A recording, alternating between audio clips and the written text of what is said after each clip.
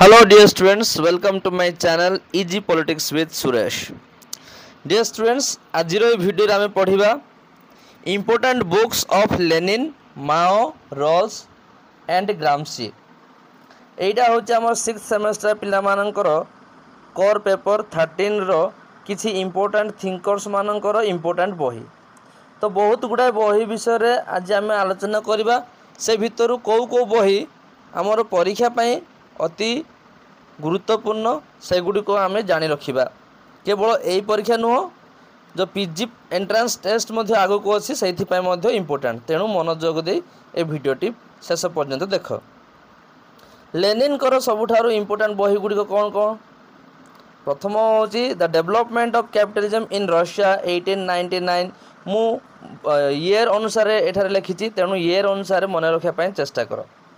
What is to be done एटा लिखाई 1902 रे। एटा गोटे बहुत इम्पोर्टाट बही आ परीक्षार पड़ी था। Two treaties of the social democracy in the democracy revolution एटा एते इम्पोर्टाट नुह। नेक्स्ट हूँ मटेरियलिज्म एंड एम्पिरिकल क्रिटिसिज्म 1909 रे ए बही को पब्लिश कराइथिला। एटा भी एते इम्पोर्टाट नुह। सोशलिज्म एंड वार 1915 एटा गोटे इम्पोर्टाट बही। Imperialism the final stage of capitalism 1916 मसीह लिखाई थिला। एटा सबुठार गुरुत्वपूर्ण बही लेनिन कर। नेक्स्ट हूँ कौन?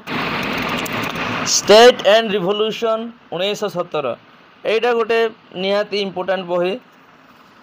तापर अच्छी thesis and report on bourgeois in democracy and dictatorship of the proletariat 1919 रे लिखाई बही, सॉरी पब्लिश होती। एटा एते इम्पोर्टाट बही नुह।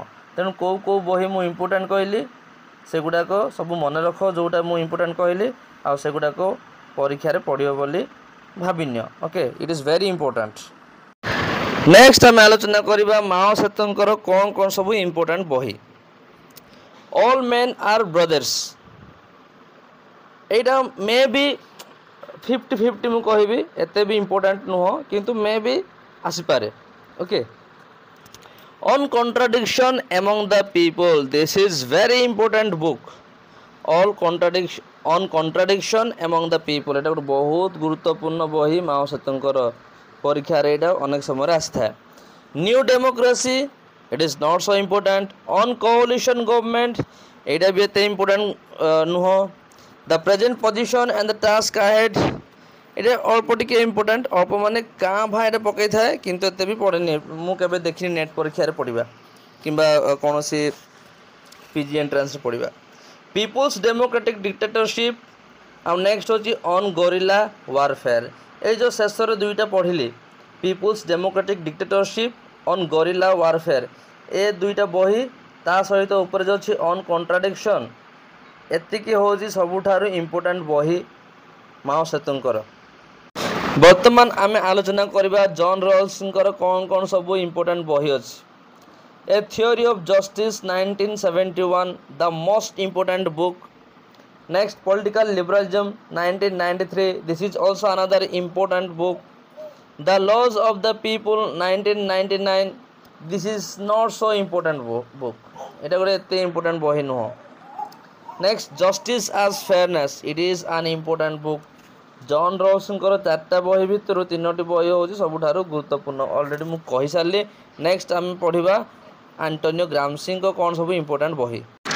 सो डियर स्टूडेंट्स, एंटोनियो ग्राम्सी को बही हूँ प्रिजन नोटबुक, जहाँ कि प्रिजन डायरी कह जाए। से यहाँ लिखी 1929 रु 1935 मसीहा मध्य जितेबले कि से जेल थे एवं ताकू पब्लिश करागला 1947 मसीह। ए बही विषय क्वेश्चन अनेक समय आसे एंट्रांस परीक्षा रे, सेमेस्टर परीक्षा रे, नेट परीक्षा रे क्वेश्चन आसे। सो डियर स्टूडेंट्स, एतिकी थिला आज आमर आलोचनार विषय वस्तु इम्पोर्टाट थिंकर्स मानकर 4 जन थिंकर्स मानकर इम्पोर्टाट बुक्स। आशा करुच्ची ए वीडियो निहाती भाव तुम एग्जाम रे बहुत मात्रा रे सहाय्य करिवो। Wish you all the very best for your exam. Thank you.